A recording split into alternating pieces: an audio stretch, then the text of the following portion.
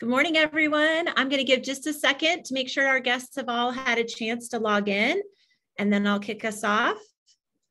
Just a housekeeping thing. If you have questions throughout the presentation, feel free to throw them into the chat box. We'll probably reserve questions till towards the end of the presentation, but certainly don't hesitate. If you have something that comes up along the way and you want to throw it in there so that you don't forget, please do.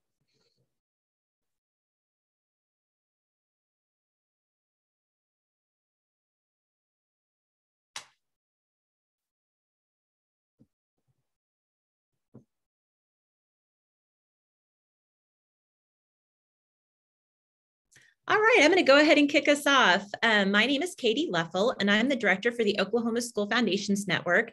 And I'm joined today by Deanna Boston, who's the executive director of the Edmond Public Schools Foundation. And we are going to talk to you a little bit about strategic planning design, how to create and use a strategic plan as a tool in your community to fundraise, to communicate your priorities, and also just to organize your work and your board. And so I'm thrilled to have Deanna talk with us today. She and the Edmond Public Schools Foundation board did a strategic planning effort with me, and I'm just so impressed with what they have done with the results of that plan, and can't wait for you all to kind of get to hear about and share in that information. So again, I already kind of introduced us here, and I'll just jump in, Deanna, if that's okay with you, and kick us off. Go for it. Thanks. Awesome. So I want to get started just sort of in a basic overview of the strategic planning process. I like to break the strategic planning process into sort of 3 different categories of work: things that can be done as pre-work, the actual day of the retreat, the work that gets done that day, and post-work. And so in talking through sort of each of those 3 steps, understanding that there are ways to leverage technology for each step. There are ways to do things ahead of time to sort of maximize the in-person time that we have. Our boards are made up of incredibly busy volunteers who sort of just need to be respected. We want to make sure that the time that we engage together is really used for things that need to be done together, and that things that we can do ahead of time or afterwards to sort of facilitate the process going more smoothly, we want to maximize that as well. And speaking of technology, I kind of threw some tech tips in here just in thinking about technology. One of the important things to do is to start by identifying places where technology can streamline that planning process. Make sure that you're choosing free and easy to use tools and platforms when it's possible, that you have support in place if you have members who are less familiar with technology, that you help make sure that they feel comfortable with using the tools that you're using.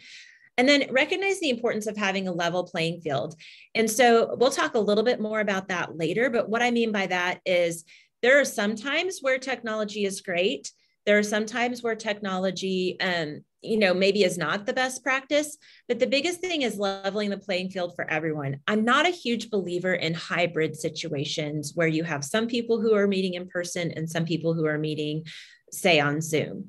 That can become a real unlevel playing field where the people that are in person are sort of having the real meeting, and the people that are on Zoom are sort of ancillary and over to the side and don't really have a voice. And so just thinking about all of those issues when you look at ways that you can incorporate tech into what you're doing. Sort of moving on, I want to talk a little bit about how you get started in this process. It is so essential that you know your why before you get started. Sort of what is your end goal? What are you trying to achieve for your foundation? And then analyzing your capacity and defining what success looks like. What will a successful strategic planning effort end with for your foundation? And the National Education Foundation, National Association of Education Foundations, NAEF, sort of groups foundations by their capacity as emerging, developing, and excelling. And so you'll see that language throughout our presentation. And I just want to be really clear that you could have small foundations that are excelling in certain areas. You can have big foundations that are emerging in certain areas. And so that's not meant to sort of make like a small, medium, large categorization of foundations, but really to sort of identify where your foundation's at in different areas of sort of your work.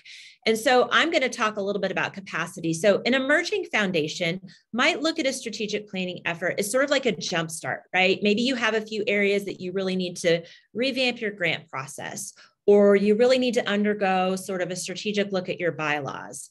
I've worked with foundations and strategic plannings who really just want to sort of identify a couple of immediate goals and really dive into those and leave with a plan of work of how to actionable tasks to tackle those areas. I've also worked with some foundations who are looking at longer range goals. They are maybe, not just looking for that quick jumpstart, but wanting to look, how do we develop this certain area over the course of 2 or 3 years? And then I've also worked with foundations, and Edmond falls in this category, that are looking for a really robust multi-year plan, really looking to sort of define what are our priorities going to be over the next 5 years and how do we get there. So Deanna, will you talk just a little bit about sort of your end goal and how we got started in those conversations for Edmond? Yeah, thanks, Katie. So I was a pretty new executive director when we finished this plan. It took us a little while because of the pandemic, but when I came on, I really wanted to create a plan so we could plan, and then we could create messaging and then activate that plan. So we really wanted that robust multi-year plan, and we used the guiding principles. Katie came actually before the pandemic and trained our board on the guiding principles, the NAEF guiding principles. So that was a great jumping off point for us. And we'll talk a lot more about our process. But what was really important to us is to have that excelling plan so then we could message and activate it. Awesome. So besides knowing your why for sort of why you're strategic planning, I really encourage foundations to make sure that your actual why for why you're doing business is really clear to your foundation at the outset and is something that your board members know deeply and know how to message. And so if your organization has not developed sort of a really clear mission, vision, values, if you don't have all that in place, that can be a really great thing to start your strategic planning process with clarifying. And so if you can't communicate as a board what your priorities are through your mission and through your vision, you're probably not going to be able to really plan strategically for the future because you don't really know exactly where it is that you're going. So I wanted to move on and talk a little bit. We did this with Edmond, with Deanna, with her board through this process, sort of winding up a process that she had started with them before I got involved. And so Deanna, you want to talk a little bit about sort of how that worked into your strategic planning? Sure. So of course, our objective was to create that multi-year robust plan. And the board had already started on, what is our mission? What are our values? What is our vision? So that work had already kind of taken place when we brought Katy in to do some training on the guiding principles. And then the next step was gathering a lot more information from our stakeholders. And so once we'd clarified that and got our values, we started on that multi-year plan. So clarifying the mission was first, educating that board on the guiding principles, which Katy did for us, and then building that robust plan was the final step. And I'll go through several steps that we took during that process in some later slides. Awesome. Thanks, Deanna. So Deanna mentioned identifying stakeholders. So after you've kind of clarified your mission and visions, as you're getting started with this process, it's important to think, how big do you want to get in your feedback loop when you are reaching out to sort of gather the critical information you need to move forward with your planning process? And again, I've used those sort of emerging, developing, and excelling labels here. I've worked with some boards who are in that emerging area where they think we just really need to get our board together, gather feedback just from our board and get our board on the same page. And we're not really ready to reach out to the larger community yet because we're still figuring things out together. And that's just fine. So sometimes the stakeholders involved are just your board of directors. Sometimes you're ready to go a step beyond that. You really want to get that district leadership involved in providing feedback. You want to hear what your principals and what your building leaders have to say. So that would be another step of sort of influence and communicating with stakeholders. And then in those excelling, those foundations that are ready for a next step, you're going to be reaching out to district stakeholders for sure, but possibly also donors, other critical community members, your PTA, your PTO. So Deanna, how did Edmond determine sort of how big to go with that scope?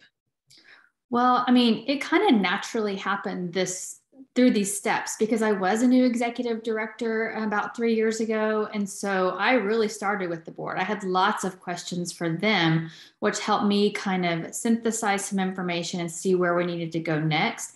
And once I had those conversations and we all started thinking about what strategic planning looked like for the organization, we were able to reach outside to other stakeholders, including, educators, district leadership, the community, just gathering information to help draw a picture for lots of different things. How are we viewed? What did people think we did? What are some things that would be helpful? What are some things that maybe aren't working well? Gathering all that kind of information, both formally and informally. We did a lot of that really so I could understand better where we were and share that with the board. And then by the time we got to this excelling point, we had Katy involved. And this is a plug for Katy. If any of you have the opportunity to have Katy come in and help you, she is amazing. And it really helped us get to this next step and get to this excelling part where we did some more formal information gathering from stakeholders. And that's where we ended up with our final plan. Thanks, Deanna. And thanks for the plug. So I guess I should go ahead and say that we're recording this so that people can watch it down the road. And so if you are working with a school foundation in Oklahoma, my services for strategic planning are available to you for free. So I am happy to work with anyone who might be interested in undergoing a strategic planning process to sort of figure out how to get through this process for your foundation. So after you sort of know the who, it's time to really dive into what are the critical questions that we need to ask. And so I usually start with sort of that classic SWOT analysis. It's classic for a reason. It draws out a lot of information that's just really important for you to think about. And so strengths, what are the strengths of your foundation? Asking, what are our weaknesses? What are the things that we really kind of need to work on? What are some opportunities that we need to be on the lookout for that we're not taking advantage of to our full potential? And then what are threats? What are things that we need to be on the lookout for that could be things that could trip our foundation up or that could be harmful to us in the future? Then I like to ask and add in a lot of open-ended questions. Sometimes you don't know what you don't know. And you get so focused on asking your specific questions that you don't give people the opportunity to say something that maybe is sort of one of those unsaid things that you really need to hear as a foundation. So trying to put those open-ended feedback questions also into play is helpful. And then thinking big. So thinking big, I want to ask people looking down the line, like, what are your dreams for this foundation? What are the things that you would like to look down the road 5, 10, 20 years in the future and see happening? Because if we don't have a shared vision of where we want to go, of course, it's hard to scaffold those steps to get there. So a couple of different things with this survey process. This is a place where technology to me is such a critical and important piece to be used. I'm going to take you to a sample survey here that I used with Deanna with Edmond. So using a Google form, a free, really easy and accessible tool, you can gather feedback from stakeholders of all kinds of different stripes. And so as Deanna mentioned, we have some different categories here. She had some district administrators, her own board, principals group, some PTO presidents, and some advisory board and staff members that took this survey. And so she was able to categorize feedback by including a question like this, who are you with? And then we could look at what did people have to say about Edmond Public Schools Foundation and what groups were saying what things, because sometimes that's really helpful. As a foundation, you may think you're messaging things really well and only come to find out that the principals aren't hearing that message the same way, or the parents aren't aware that you're doing X, Y, and Z for their district. So we have sort of all of those starting points here, asking people, can you define the purpose of our foundation? So that gives us feedback, right? Are we doing a good job of communicating our mission? How are we adding value to the district? How are we doing and fulfilling our mission? And then here we get into strengths, weaknesses, opportunities, threats. How are we providing value? What are the programs that we're doing really well? Are there any programs that you think really we just shouldn't be doing still? Sometimes as nonprofits, we get stuck in a cycle of well, we've always done it this way. We've always had this program. And sometimes those programs stop serving our students and stop serving our foundations. And so just taking a minute to ask that question can be really helpful sometimes. So dream big questions. I'm going to provide the slides for this to anyone who's watching. So if you want to be able to go back and sort of see this information for yourself, you'll be able to. So let me pop our slides back up. A couple of really important things about using an electronic survey like this, some advantages that I want to highlight for you.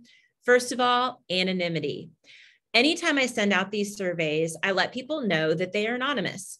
And my purpose for doing that is to make sure that people know that they can speak freely and really share their true thoughts. We do not get good feedback from people if they're concerned about, upsetting people, if they feel like they're saying something that's not popular. So it sort of really opens up that honesty factor. Second, all voices are heard and all participants get the opportunity to weigh in. I think we've all been in a group setting before, and you have people with really strong personalities who process verbally and want all their thoughts to be heard. And then you have people that are a little bit more cautious, that aren't necessarily going to be the first to speak out and share what they have to say. So collecting this feedback anonymously and individually really forces each person to give their thoughts and to say what they need to say. And it gives us a chance to hear what everybody's feedback is without having sort of that loudest voice in the room be the one that directs the conversation. And that lack of influence is important too. Sometimes you have a person who has a boisterous personality who really wants to talk about issue A, and it makes it so that C, D, and E never even get heard in the room. And so doing this anonymously really allows us to sort of gather that critical feedback from everyone. Deanna, you want to talk a little bit about that process for Edmond? Yeah, I want to say too, so that survey that we shared as an example, all of the kind of informal, and there were some other specific program type surveys that went out to educators about programs that were being offered to the district. All of the information we gathered ahead of time helped us kind of guide those questions that were in there. Like, so what was important to ask? So what is that question about what should be sunset? What programs maybe aren't serving the district? Some of the information we gathered from educators in our preliminary questioning helped us come up with that question. So that was kind of our final information gathering survey that we were going to present to my board of directors to help them make decisions about strategic planning. So there was a lot of questioning, informal, formally before that. And then I also want to echo what Katy said. It's just a group dynamic that happens, and making sure every voice is heard. Having these anonymous surveys is really a good way to make sure everybody's ideas are gathered and collected and then can be shared with the entire board. So I echo that for sure. Awesome. So moving on, after we've done those surveys, then it's sort of some behind the scenes work that goes on that Deanna and I worked together on. First of all, analyzing the data and creating reports. So we went through and were able to break down, what did we learn? What's the information that came out of these surveys? Who was saying what? And I worked to put together a survey that Deanna could take a look at and that she could share with her board, because that's the important part, right? Is now we've gathered all this information. We really want the board to be able to turn around and see what everyone has to say. And the purpose behind that is that then we all show up on the day of the retreat with the same background information. Everyone has really had a chance to see and hear what everyone has had to say. And so I just actually list all the responses. How did everyone answer this question? What are the things that were said? What are the things that were repeated over and over again? And so just having that report to share would be an important first step. And then Deanna and I worked together to group and look at popular responses and to say, what are the things that we see repeated over and over again? What are the patterns? Because that helps us really look at what are the things that everyone agrees are priorities that need to be discussed. And so I'm sharing this. We looked at those responses, we grouped those responses, and we came back and figured out we need to have some district communication and needs alignment. There were a lot of responses about fundraising, about community engagement, communication and PR, and capacity building. And so those were some areas that we were highlighted in those group responses that we now know we need to spend some time on when we get together in groups. So consider an executive summary. That's something that can be helpful in sort of really clearly communicating, hey, these are the priorities. Here are all the responses, because we want to be really transparent. And if someone wants to take the time to really read all those responses, you certainly want them to have the opportunity. But we also want to make it easy for board members, again, who are busy, to see that sort of high level information and go in all on the same page. The next thing we did is when we looked at those areas of where, what do we need to discuss and who needs to be on board, Deanna and I looked at who are our board members that have expertise in leadership in these areas, because we want the right voices talking about the right issues. It's not helpful if you have a finance issue that's being discussed and no one from finance is participating on the day of the retreat in that discussion. And so this is also another time-saving way that you can kind of identify ahead of time, who are my groups going to be for breakout sessions? How do I get the right voices in the right place to have some of these initial discussions? And then using all of that, we were able to build a retreat agenda that was really useful in sort of getting everybody on the same page and knowing sort of what to expect in going forward. And so we're going to talk a little bit more about this in the next slide, that Deanna's retreat was actually all virtual because it happened at the height of the pandemic. And so it was really kind of unnerving for she and I both to figure out how this might work. She really wanted to keep the momentum going with our board, even though it wasn't necessarily safe for us to meet in person. And so we utilized Zoom. I would say a best practice is to have the retreat itself be in person, if at all possible. But it actually worked surprisingly well. And we learned some different ways to communicate and to keep everyone on the same page that I still use in-person retreats now. But you can see we have Zoom meetings. We used a hyperlinked agenda so that everyone was able to easily navigate from place to place. We used Zoom breakout rooms to break out into discussion sections. And then we even used Google Forms during the retreat to vote on priorities when we got to that point. So that's sort of just an overview of the background we did in the lead up to the actual retreat day. Deanna, do you have anything you want to add to that?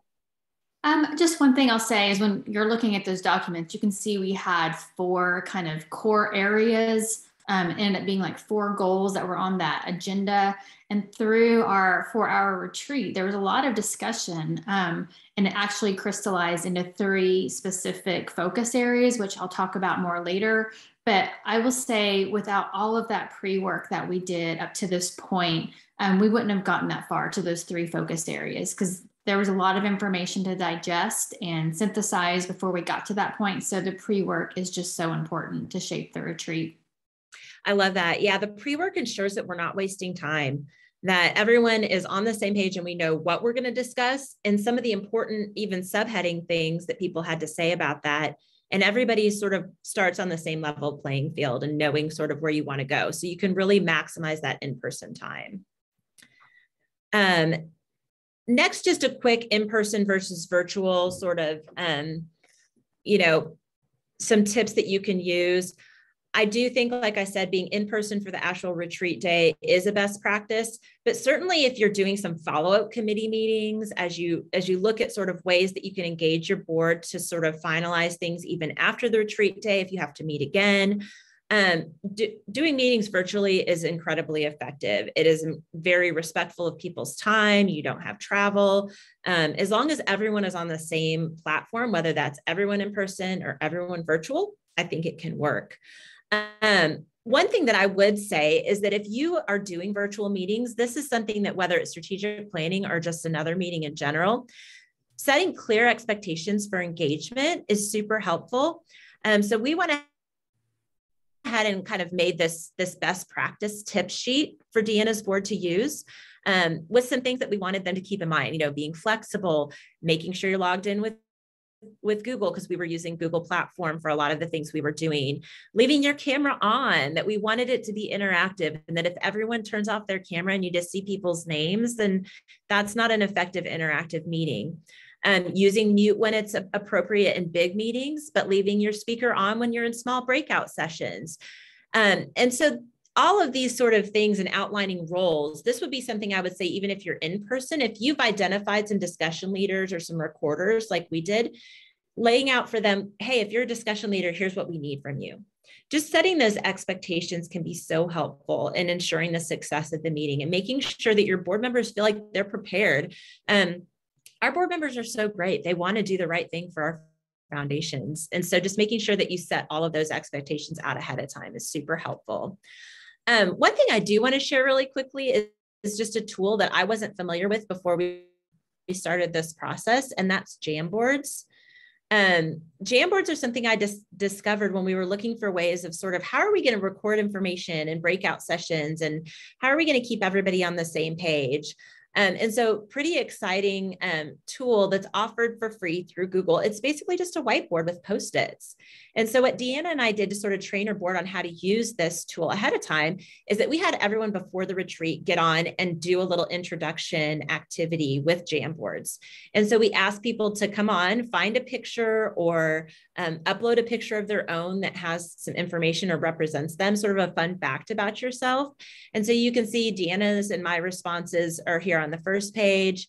And then board members got on and added their own things, sort of their why, something fun about themselves. And this was a really great icebreaker activity that both trained board members on how to use this new technology tool, but also was just a really fun and funny way for people to connect and get to know something else about their personalities.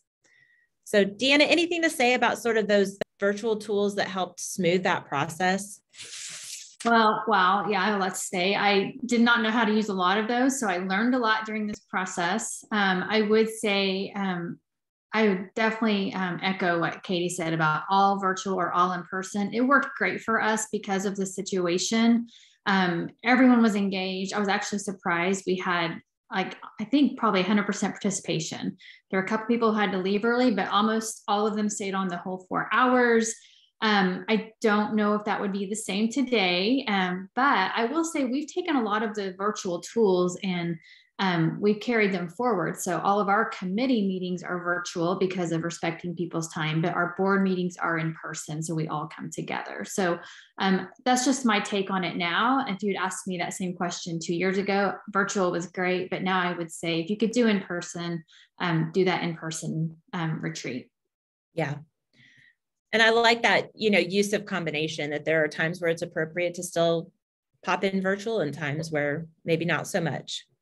So board engagement and follow-up work, as a part of the retreat, after went through the process of determining top priorities from voting, we wanted to make sure that board members stayed engaged in the process and had some autonomy over selecting where they really wanted to add value, where they wanted to plug in into the future. And so we had identified sort of these 3 top priorities through the process of the strategic planning. And at the end of the session, we had these Post-its up. And these are the things that the board had determined that they were going to really try to tackle and develop these long-term plans for. And we asked each board member to jump on and just champion a cause. Put your name under something that you want to be a part of. And so what this helped Deanna with is she then had the groups that wanted to continue to meet and talk about these issues and refine the plans into the future. And then board members, again, had that autonomy that I selected. I wanted to help with this. And so I better show up. I'm going to be a champion for this goal. And I'm taking personal responsibility for making sure that this work gets done in this area. So Deanna, did you find this part helpful? It's very helpful. So there's already that buy-in, and it actually happened to align with our 3 board committees. The people who are on those committees showed interest in these 3 areas. And I'll talk more about it later, but these 3 big Post-it notes that you see ended up being our 3 focus areas. They're a little bit different than what it says on here, but they ended up being capacity, long-term sustainability, and district collaboration. And I'll share more of that in a future slide. Awesome. And then we kind of moved to that post-retreat part of the game. And this is really where Deanna sort of takes over after this and runs with it with her board, and did a lot of work after the retreat to sort of refine the things that were discussed and to really truly create a plan that could take them forward. But either way, when I go through strategic planning process with a board, I do follow-up reporting. I take all of the information, all of the brainstorming that's produced during that strategic planning time, make sure it's all recorded and captured, and then deliver that to the president of the board or executive director, whoever that may be. One of the most important things that you can do is to make sure that you finalize that plan and that you take the time as a group to vote to adopt it. It's so much work to do all of these strategic initiatives, to do all of this work, codifying that and making sure that everyone agrees, yes, this is what we're going to do going forward is an essential step that you do not want to leave out. And then continuing to report on that progress over time. You've got to start to make these initiatives that you're undertaking a part of that regular reporting process. That helps keep the pressure on your board to make progress. And to know that you're going to hold each other accountable. Hey, have we done that thing that we talked about yet? Have we made any progress on this goal? What's happening with this goal? That's what's going to drive progress forward. And one of the things that I always just think is so amazing when you watch a board go through a strategic planning process, you may or may not get there in the 3 or 2 years that you allot for your plan in all areas. But it is amazing the progress that gets made when everyone just decides to get moving in a certain direction. I can promise you, you are going to be so impressed with the progress that can be made if you go through this process and you take the time to invest and you get your board all on the same page. Deanna, do you want to add something to that from your experience? Yeah, so on that first part, follow up and finalize, a couple of things to point out is, we had discussions with the district leadership, including the superintendent, throughout this process. And then we did our strategic planning, and then we wanted to follow up. There was a transition in leadership. We had a new superintendent during this time. So we wanted to check back in. So my board president, myself, and then a board member who is a former administrator and educator, we all met with the new superintendent and said, here's what our board has come up with. Are we moving in the right direction to meet the needs of your district? We got that validation from the superintendent that we were moving in the right direction. And so with that information, the committees got together, the champion groups, and finalized some additional details on put numbers to that and goals to that. And then last June, the board voted on that plan at our June board meeting, so not even a year ago. And then at board meetings, we report on progress, and I'll share more about that in a later slide about how we report on progress. But I want to kind of capture what Katy was saying is when I first started, there were lots of ideas, great ideas from board members and community stakeholders on what the foundation could be doing for the students in our district. And we all know that needs are great. But once we had that plan and we have some goals and we've now had those focus areas and that messaging behind it, we have made exponential growth and progress in these areas because we are all focused on the same thing. So it's just really been a game changer for our organization. Awesome. Deanna, I just realized I didn't really say what SMART goals are. So I just want to really briefly talk about that for anyone who's not familiar on the call. So SMART goals is an acronym. So it stands for goals being specific, measurable, achievable, I'm forgetting the R, and time bound, realistic and time bound. So you want to push yourself. You want to make sure that you are actually listing out specific achievable things, that there are measurable goals that you're reaching, that there are some benchmarks that you're hitting, that you have time bound sort of goals on them as far as, you don't want to just say, we are going to rebrand our foundation logo. When do you want it done by? What is your goal timeline for that? So that's what I mean when I say SMART goals. And you'll see what those look like when Deanna shares sort of her plan in just a minute. So using your finalized plan, this is where I think what Edmond has done under Deanna's leadership is truly remarkable. And I wanted to kind of turn this over to her to talk a little bit about how she was able to work through taking their plan and making that something that she takes out into the community and uses on a regular basis. So Deanna, I'm going to hand it over to you to talk through some of this stuff. Yeah, thanks, Katie. So the way I like to think of things in threes, a lot of times it helps me organize my thoughts, but the way that I organize a lot of things is to plan, to message, and to activate. So everything we've done is the plan. So then we had to come up with our messaging about that plan, which I have some information I'll share with you about. And then we activated. Some ways that we activate that plan are in fundraising, of course. So we all are on the same page. We know what our priorities are for fundraising, and we can tell people, here's what we're raising money for, here's where it's going to go. And then everybody can say the same thing out in the community. Communicating priorities, same thing. Like there's lots of needs in our schools. We have lots of people in the community who have different passions and want to support different things in our schools, but we can say, here's where the foundation is focused. These are our priorities that the board has determined with the district leadership, and this is what we're focused on in the next 5 years. Where do you see yourself fitting into that? And that helps us really communicate and a shared message.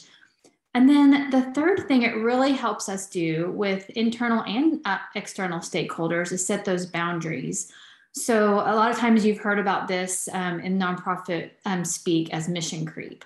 So, you know, if somebody has a great idea and it doesn't quite fit what you do in your mission, the mission helps you set those boundaries. Well, the strategic plan is just a little more focused way to do this. It might fit our mission, but it might not fit our priorities. So it's a really way for us to set boundaries with the limited resources that we have available. So we can't be all things to all people. And this plan helps us set those boundaries. That's awesome.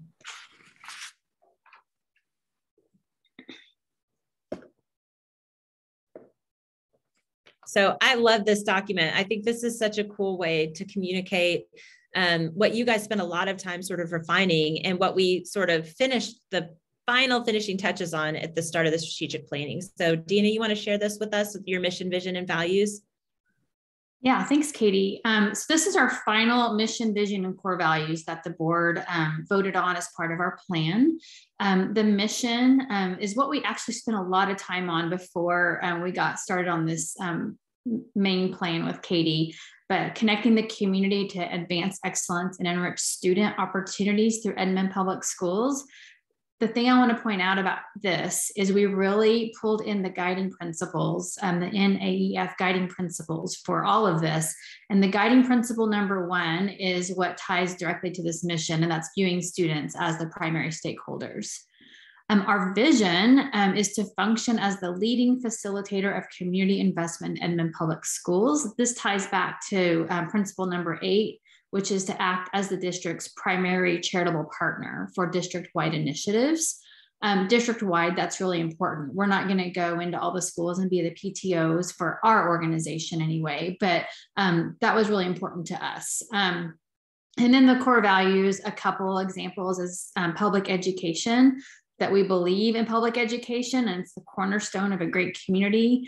That ties back to principles 3 and 4, where we advocate for the district in lots of numerous ways. There's not always a dollar amount even tied to that, but just advocating for the district and its needs. And then integrity, number 5, principle number 5 about financial accountability, public trust. We have put the Association of Fundraising Professionals Code of Ethics directly into our gift acceptance policies. That's just one of our core values that we're going to always uphold. I love that.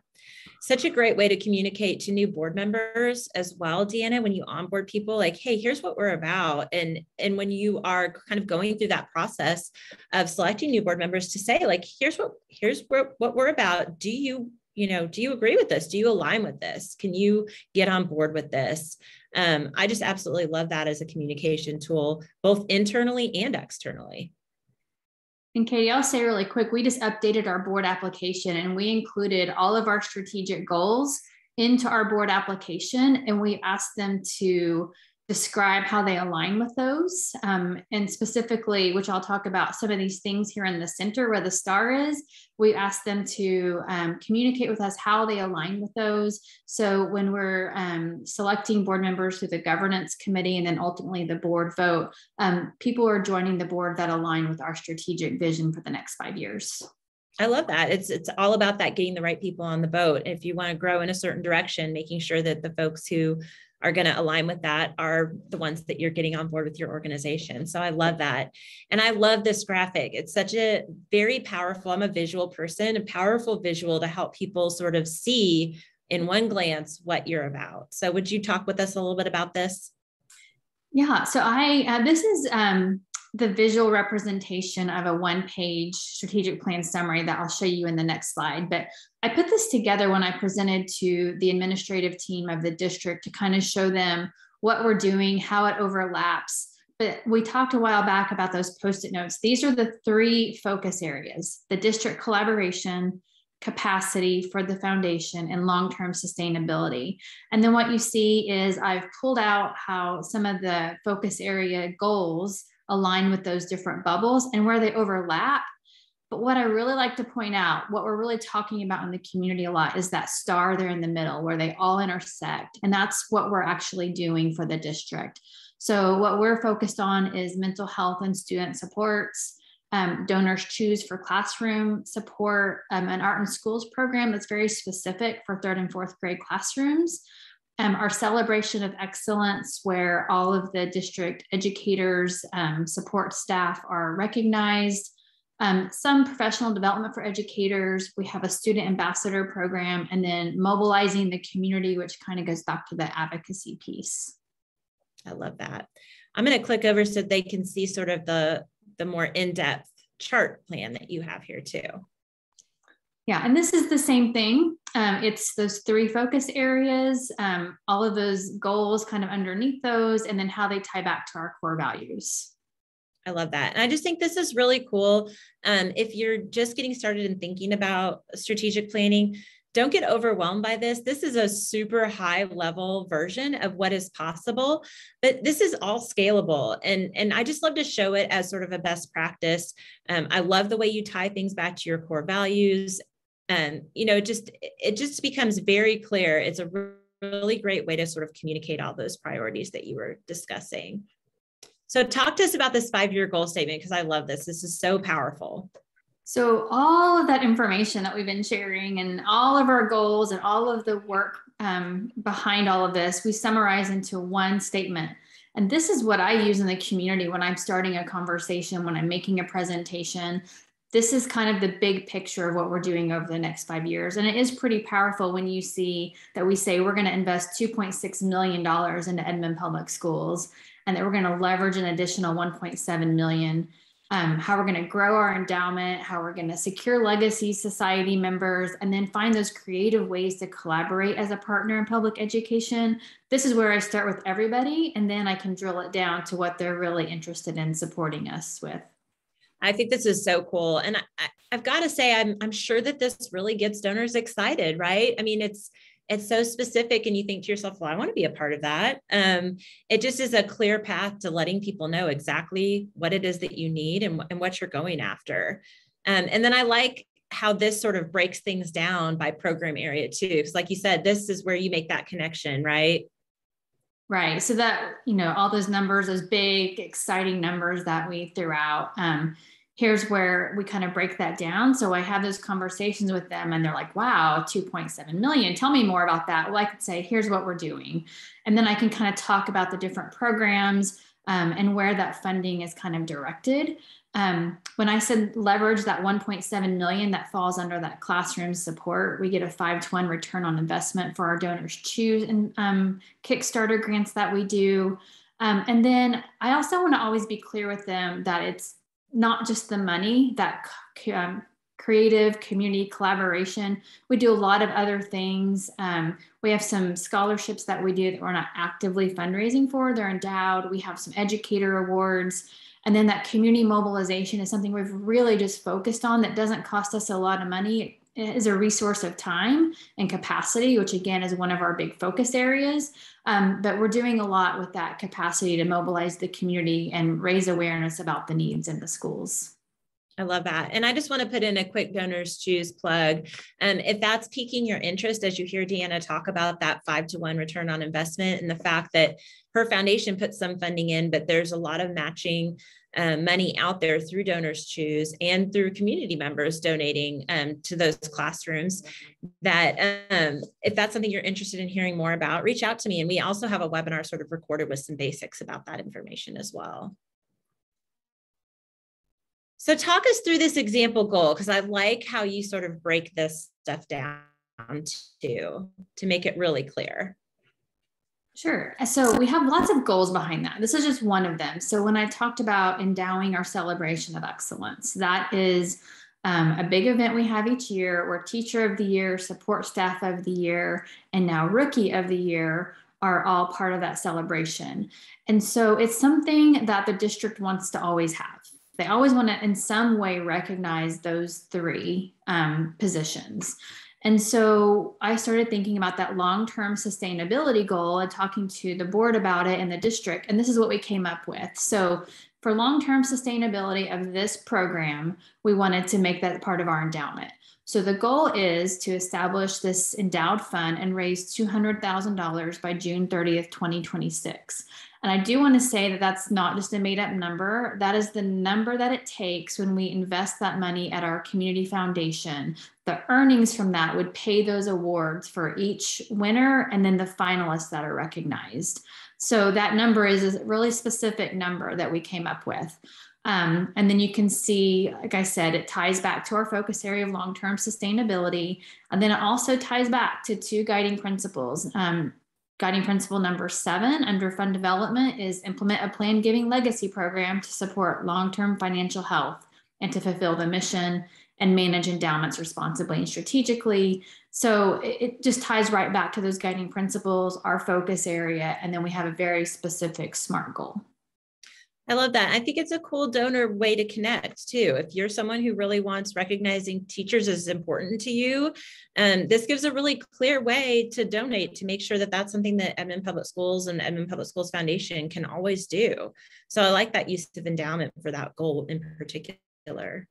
And Katie, I want to say really quickly about that. You talked about putting that plan in place and being able to actually mobilize it. That's a perfect example of once we had that plan, I'd already had discussions with someone who I knew was interested in somehow supporting support staff, and we had added support staff to the Celebration of Excellence the year before. So by having that specific goal, I was able to reach out to that donor and say, you had talked to me about this, here's an opportunity for you. And that resulted in a $20,000 gift to help endow that. And then this was all just in the last 5 months. That's amazing. Having that goal was really important to that conversation.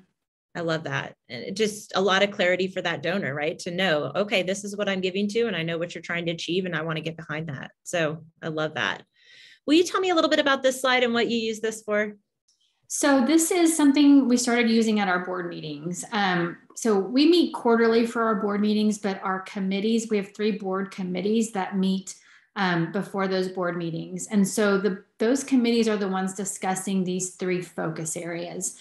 And we talk about our celebrations towards our strategic goals, maybe some key highlights that were getting us those celebrations, some opportunities there might be for that. And then what are some roadblocks? What are things keeping us from moving forward?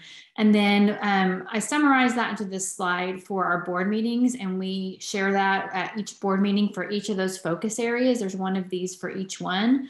And that can help spark conversation and make sure that we're having conversations that help us move forward. But also really important is celebrating the things we have accomplished. They've worked really hard on this strategic plan, and we want to celebrate that, hey, we are moving forward and we want to keep moving forward. What are opportunities and what are some roadblocks?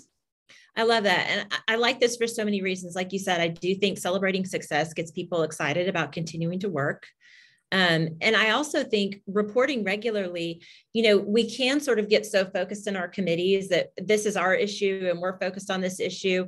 And if you're not sharing information with the entire board, you may be missing places where there could be critical allies that could help with something that don't know it's an issue if you're not communicating well. So I love this use for that reason too. There may be someone who says, oh, wow, a roadblock is office space. Well, I have this friend who has this place. Why don't I make a phone call? I feel like sometimes we miss the boat on that sort of stuff if we aren't reporting well to the full board. So I love this as a tool. And Deanna, you want to bring us kind of back together for this last little slide here? Yeah, I just wanted to bring it back as a visual because I shared just one goal about our endowment for the celebration of excellence. But just as a reminder, all of these areas have their own goals. So we're really focused on growing the mental health support. We have a very specific program that actually is being finalized right now for that for the next 5 years, and what that costs and what that looks like. Donors choose and growing art and school support, what capacity looks like. So we have specific goals for all of these. I just brought this back as a reminder for reflecting back on that one goal. There's many, many more goals that we're working on. I love that. I'm going to go ahead and stop my screen share here and bring Deanna and I just kind of up together and just ask if any of you guys that are on here have questions that you want to throw out for Deanna or for me. Basically, one thing that I get as a question a lot that I'll throw out while I see if anybody's got anything they want to throw in on the chat is that I get the question a lot, what kind of a timeline should I look at if I want to do a strategic planning? And there's a lot of flexibility there. Obviously, having a little bit more time allows you to dive a little deeper in some of the background work that you do. But a reasonable timeline, having a month or two's notice can be enough. To get going, to engage your board, and to turn around. So if you're looking ahead to next fall and thinking, man, we really need to do some stuff with our foundation to kind of kick things off right for this next year, it's definitely a good time now to start talking about putting something together. And is on that scope issue as well. Some foundations have the capacity and have the leadership like Deanna has in place to be able to take on a multi-year, very in-depth plan.